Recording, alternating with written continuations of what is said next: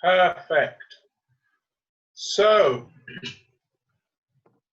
welcome guys, and welcome to the third session of Property Secrets. My name is Tony Perera. Hope you guys have been following us and seeing the property information that we've been presenting over the last week and over the last couple of sessions, which I hope you're finding really interesting, and hope it's been giving you some great value. Now, obviously, the agenda of our shows is we talk about different topics within property, and we obviously we focus on one or two topics per session, and with the view that we hope that helps anybody in the community, or anybody wanting to get into property, and maybe helping people clarify certain things that they may have heard about, but don't know the exact answer to.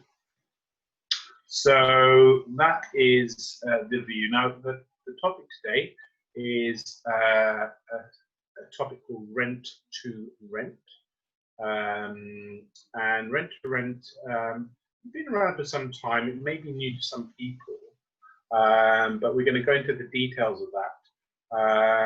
But before I just want to introduce my co-host, Faz Ullah, who we're very lucky to have on the show today. Faz is a seasoned property investor, has a large portfolio, and has done many different strategies in property. So we're very lucky to have him on the session today. And he's going to be sharing his knowledge about rent to rent, and how you can benefit from the strategy. So over to you, Faz, with your introduction words of wisdom for our viewers today. Hello there, good evening, everybody. Faz Ullah here, property cash flow expert. I've been investing in property since 2007, and I always wanted to find a way of creating wealth, and why? Because it obviously gives me more choices, do what I want, when I want, with whoever I want, and gives me freedom, you know, to create A, equity, which is long-term wealth, and B, passive income, which is money coming in. You do the work once and it comes in month after month, year after year. And I've just mastered how to do that, A, through property, and B, through an online e-commerce business, home-based, which is making money online, which I also very excited about. Lots of things going on there. I run webinars every single day with my team, and there's a few hundred people on there every single day. So that's very exciting. You know, property is there's many strategies in properties, and I've kind of implemented all of them. Anything you can think of in property, I've done, you know, and so I can help with HMOs, I can help with rent to rent, flipping properties, options, lease options, and there's many more. And there's also different ways of creating finance, where you have to be creative about that, you know, but there's different ways to raise finance as well. And you can even raise finance for rent to rent, you know, and rent to rent is a powerful strategy. You know, I've managed to get up to 16 rent to rents in my time. I started rent to rent in 2014, you know, and you know, we were happy with that, you know, and me and my partner, we got to 16 properties within 3 to 4 years, you know, and you know, that's the pace we were going at, and that we were happy with, you know, and learned lots from rent to rent. When I first started property, it was all about owning property. So I started with HMOs, I went on to buy-to-lets, I went on to deal packaging. You know, so you know, and Donald Trump always says, own nothing, control everything. Yeah, you know, that kind of statement or led me into rent to rent actually. Yeah, and yeah, so you know you use property to make money where you don't own it. So I think that's beautiful. And I've also done some Great personal. strategy. Yeah, so and yeah, this year is the biggest buying opportunity in our history in our lifetime that we're ever going to see to be buying properties, and I don't want to miss out. So I've got a plan to buy 6 HMOs within the next 6 months, which I've got a plan, I've got a strategy, you know, sorted out the finance, and you know, and I want to do this all no money down. But I'll take anybody on that journey, whoever wants to follow me, so that you know exactly how I'm doing each deal. Amazing. Thank you, Faz. Thank you for that great introduction. So, as I mentioned, our session today is on a topic called rent to rent, a subject that you know well, correct, Faz? Yeah, Yeah. fantastic. Yeah. And you've got you know, really great knowledge and experience of it. So, you know, anybody that's thinking about rent to rent or is thinking about dipping their feet in this wonderful strategy, you know, you're in the right place. And should you need, should you need further further knowledge or something that's bugging you, you know, please do feel free to subscribe. And obviously, we'll answer any questions that you may have. So, our first question today on our agenda today, Faz, is what is rent to rent, and what does it actually mean? We're obviously basing this at people who are not familiar with the concept or haven't heard of it before. If you can give us your definition of it. Yeah, okay. So rent to rent is when you rent a property from a landlord, you know, on a long-term basis. It could be 3 years, it could be 5 years, you know, and the average rent for a 3-bedroom house is around £2,000 per month in London. Yeah. So you would rent it out for £2,000 per month, 3-bedroom house with 2 reception rooms, you know, and a lounge stroke diner, you know, like a communal area, you know. So you would rent out 5 rooms in a house, you know. So you give the rent of £2,000 to the landlord, and you will rent out each individual room, providing it's got a HMO license, yeah, of around, the average rent in London is between 600 to 650 per month, yeah, depending on the size, yeah. The smaller room, yeah. Each there is always a box room in a house, and the box room typically fetches somewhere between 400 to 500, yeah. Okay, but assuming you've got 4 rooms at £600 each, yeah, which is 6, 12, 18, that's £2,400, yeah, and you rent out the box room at £500, that gives you £2,900, right? Yeah. Okay, so now you would then take off your bills, because you still have to pay for your council tax, your water, your gas, your electricity, you know, and which rounded off, it comes to roughly around £400 all in, I would think, yeah. And if you take 400 off your 2,900, you're left with 2,500. Yeah, and your difference between the 2,000 rent you're paying the landlord and what money is coming into your pocket is between 2,000 and 2,500.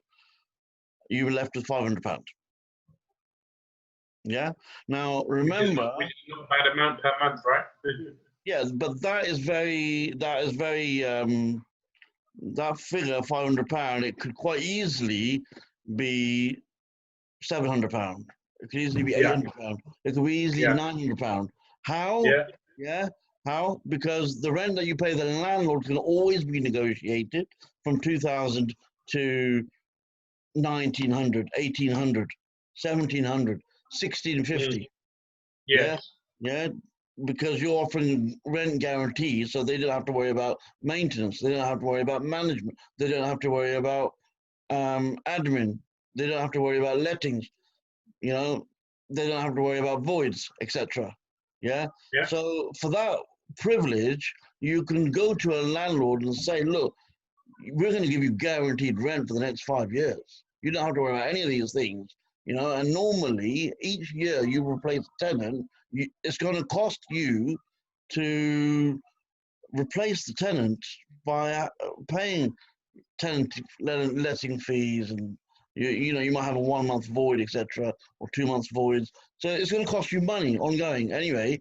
So Yeah. if you can give us property with a little bit of a discount now, yeah, but we give you guaranteed rent of that amount every single month for the next 5 years, you don't have to worry about it. Set it and forget it. So it's quite an attractive proposition for a landlord. Yeah. And for you, you've got the benefit of having an increased cash flow. So that £500, it could become, if you rented it, let's say you rented that out and you negotiated a £1,700 per month deal Yeah. with the landlord, that's another £300. So that £500 would quite easily become £800. Are Yeah. you with me? Now, you can also remember the £600 that you're charging the tenant, that could be 625, that could be 650. Sure. Sure. Imagine you had, Yeah. those 4 rooms in that particular area, and it's very close to the station. So location is key here. An extra 50 quid, 4 rooms, £200. So that is now £1,000 per month in Mm. in cash flow. Yes. Yeah. Yeah. So 100 increases to 800, 800 increases to £1,000. You see how I've done that right in front of your eyes? Yeah. £1,000 per month. And then now if you haven't owned a property, what's it cost you to get in the deal? It might have cost you, let's say it's cost you £1,700 for the rent. And Yeah. let's say it costs you £1,700 for a deposit. Now in Yeah. this particular market, because of what's going on in terms of the COVID-19 and the pandemic, there is a great opportunity to negotiate the deposit with the landlord, because, the landlord would understand that you're going to have struggles in renting out the property immediately, straight away. So you need a little bit more time, and therefore, it's going to, and it's more beneficial to the landlord if instead of having a longer void period, that he rents out quickly, which means that he's going to be more open to the idea of having a no deposit. Mm. Yeah. So if you just pay £1,700 and you've got the property, yeah, it's a no-brainer. Yeah. Yeah, you could rent out 3 rooms out of the 5. Yeah. And, that's your money paid back. You've broken even, and that could be in 2 weeks. Are you with me? And roughly, it takes around 4 weeks, in my experience, roughly about 4 weeks to rent out the whole room. Yeah. If it takes longer, then you're doing something wrong, and then you need further guidance, further support, further help. And there's people like myself, and there's many, many other people around that will help in that respect. Amazing. Thank you, Faz. Thank you very much. That's what rent is. Perfect. Now, with rent to rent, it can be done in a few different ways, and different property gurus will talk about different strategies. Now, the strategy that you just talked about is something called rent to HMO. Okay, where basically you take on a property, as you said, you pay a market rent to the landlord, which, as you gave an example of, about £2,000. If we're in London, where we both operate, if you go up north, obviously it's going to be a little bit cheaper, probably between £500 to £800, depending on where you are. For a 3/4 bedroom property. But the other strategy that we have found, obviously, it's obviously the demand has maybe died down a bit in the current climate due to obviously what's happening with the global pandemic. But we will see obviously this coming back as businesses start to open now and people start to travel a bit more. Is the serviced accommodation route. So a lot of people are a bit worried about this strategy, but we wanted to just touch on it because it is something that can be used. But so typically what service accommodation is where you would offer an apartment, flat on websites such as Airbnb, Booking.com, and other websites, similar websites, and you would charge the guest a nightly rate, depending on where it is. Now, obviously, in the biggest, in city centres, you can charge a little bit more, but on the outskirts, you may have to worry about. But the model is good because you're charging per night basis, and in some respects, it will be cheaper than that particular person booking a hotel, or if it's for a longer stay. So, for example, you might get people in the building trade that are looking to, they might be doing a project and they need a room for 2 or 3 months or whatever whilst they're on the project. So this could be a much cheaper option than obviously booking a hotel stay, which can get very expensive. But can you give us your take on the rent to SA model and how that works, and your thoughts and suggestions for anybody that's sort of thinking about it? To be honest, I'm not really a fan of serviced accommodation myself. Yeah. I've never really been into it. A lot of people are doing very well. They're making it work, and they're making a success out of it. And it's a model that works clearly. But me personally, it's not really been my cup of tea. I suppose really the main reason for me is, I like to take a property on board, get it tenanted, move on to the next property. With service accommodation, I always find that it's management intensive. You always need to be on top of it, and you always need to be someone coming in, someone's going in, someone's going in, someone's going out, etc., etc. And I can't be asked with that. It's not really, it doesn't sit right with me in my head. Yeah. I mean, the profit is good, the income is good. There's no doubt about it. It's just like a hotel, and as long as you can price your rooms just under what the local hotels are charging in that particular area, you will make money. There's no doubt about it. Yeah. And the rooms are dressed nicely and adequately, etc. And yeah. So that's my take on it, really. Sure. So I mean that's good, but I mean in effect, basically, as I mentioned, rent to SA is taking on a property. You can take on anything from a studio up to a 4 or 5 bed. You can even sublet rooms on a someone would book a room for whatever the price for the nightly rate. And then they would stay. So basically, it's short-term rent. But so depending on the location, you can do very, very well, especially on a rent-to-rent basis, because it means you're not buying the property, no deposits, and your cash flow. If, for example, it's a high season, holiday season, you're getting a lot of travellers coming over, and they obviously seem to like your serviced apartment compared to the local hotel, which obviously they're going to pay a lot more money for. It can be very, very as said. Now, we talked a lot about the advantages, obviously, financially, and how it can, how it can create freedom. Can we talk about the maybe the pros and cons of doing rent to rent, and where the pitfalls could lie that people may not know about? Can you give us brush up on that, Faz, please? Yeah, I suppose for me the key is is to have a good team in place, really.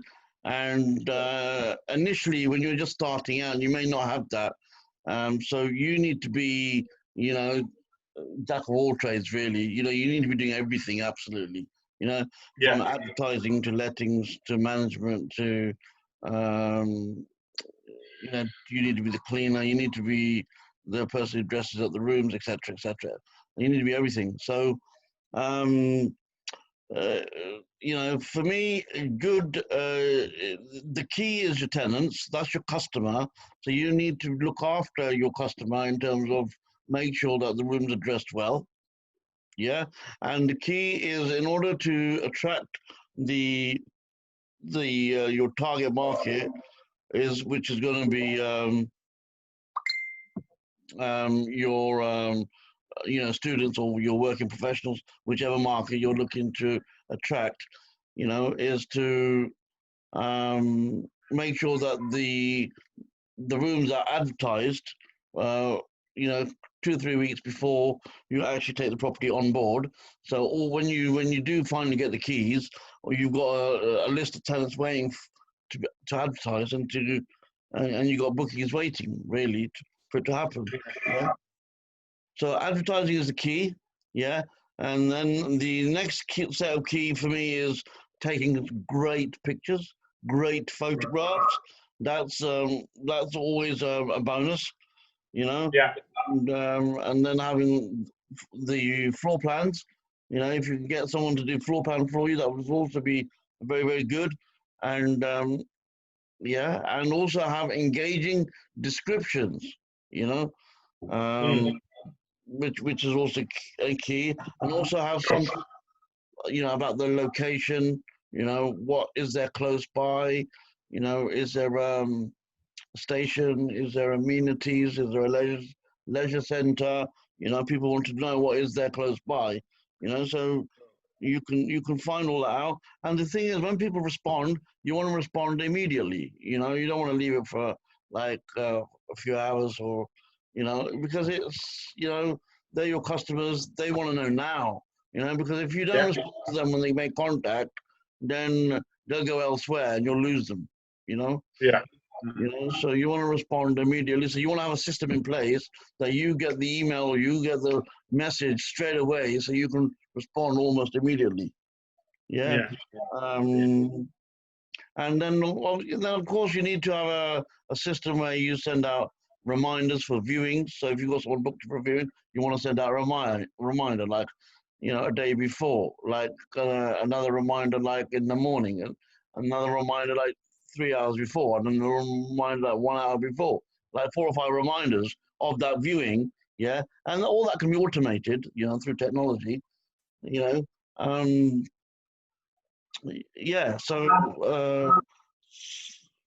so, and if you don't get those things right, then there could be a delay in viewings. There could be a delay in getting your money. It could be a delay in getting your rental. And these are the kinds of the pitfalls. You don't want to delay anything. You want to get your, everything in all your eggs in a row. Yeah. Yeah. Amazing. Thank you. Thank you. So, I mean, basically, obviously, all this advice is there, so that, if you are looking at it, you don't fail. But as we always say, any questions, comments, any specific questions, please do pop it in the comments section, and we'll always happily answer you. Or if we can't answer via the social media channel, We're happy to arrange a call. You know, that's not a problem. And, that's what we're all about is helping as many people as we can. So,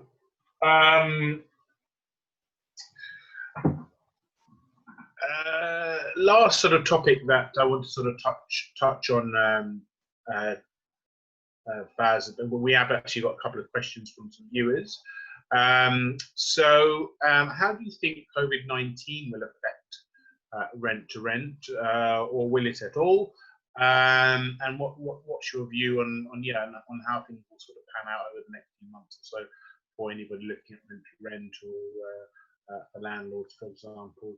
What would be your thoughts on that? I mean,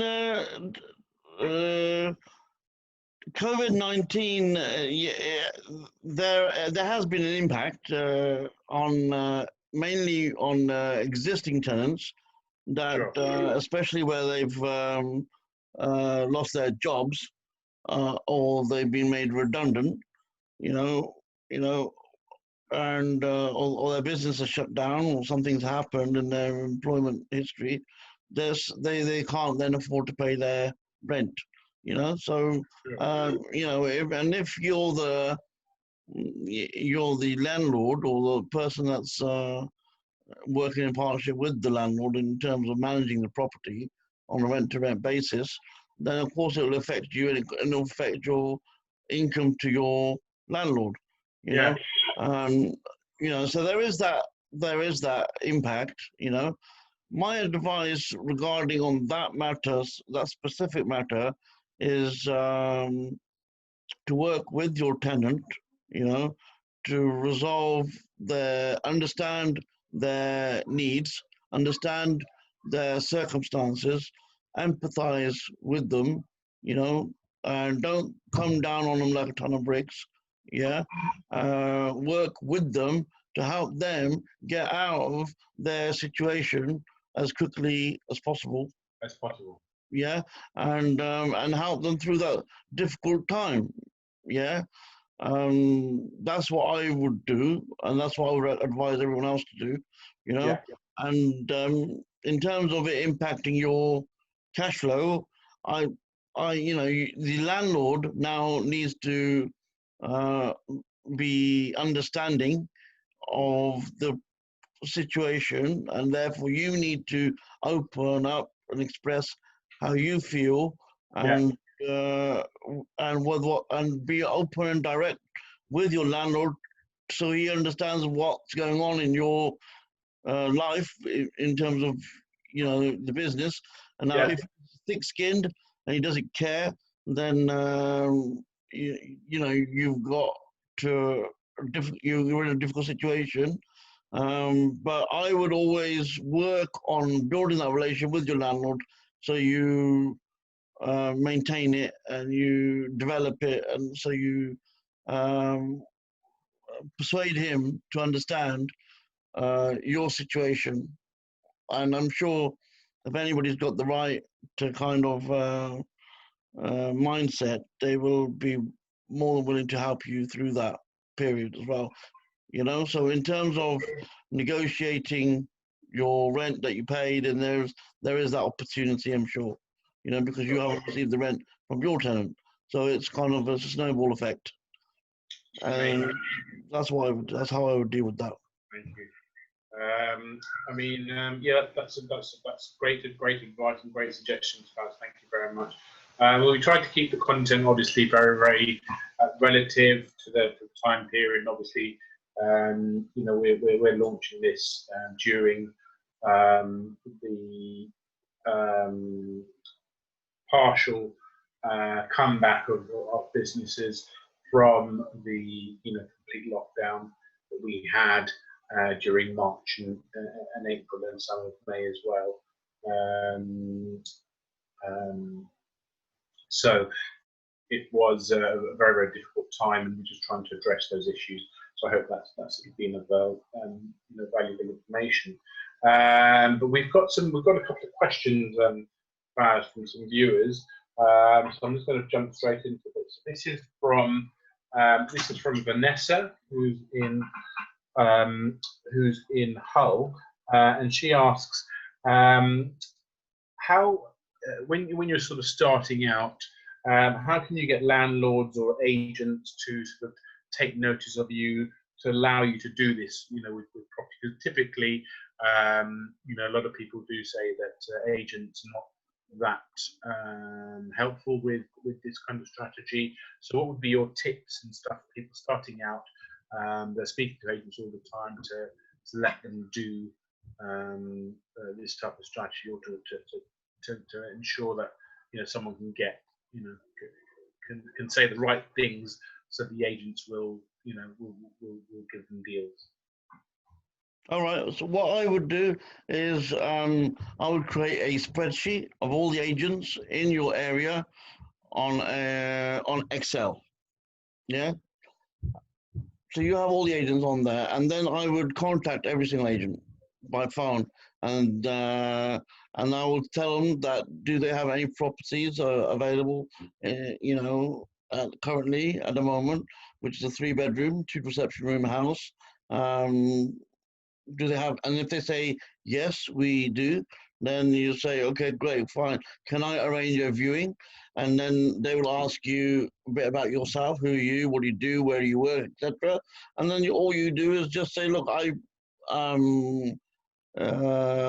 provide a corporate service to clients that work as professionals in the city.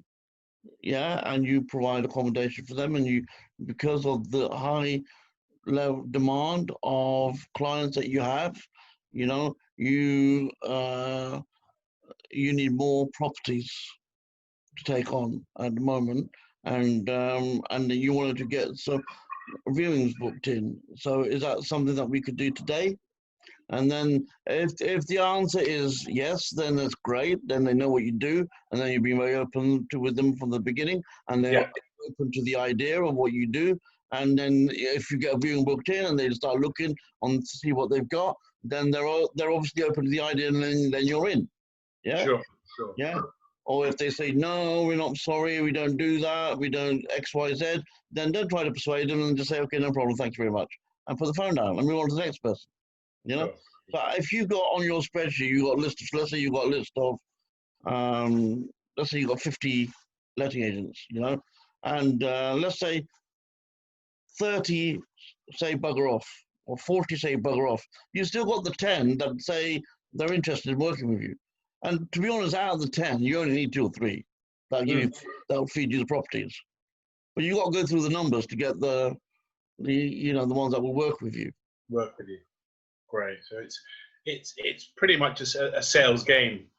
Yeah. So you're working through an average, or the law of averages, to get the result that you're looking for, and persevering. And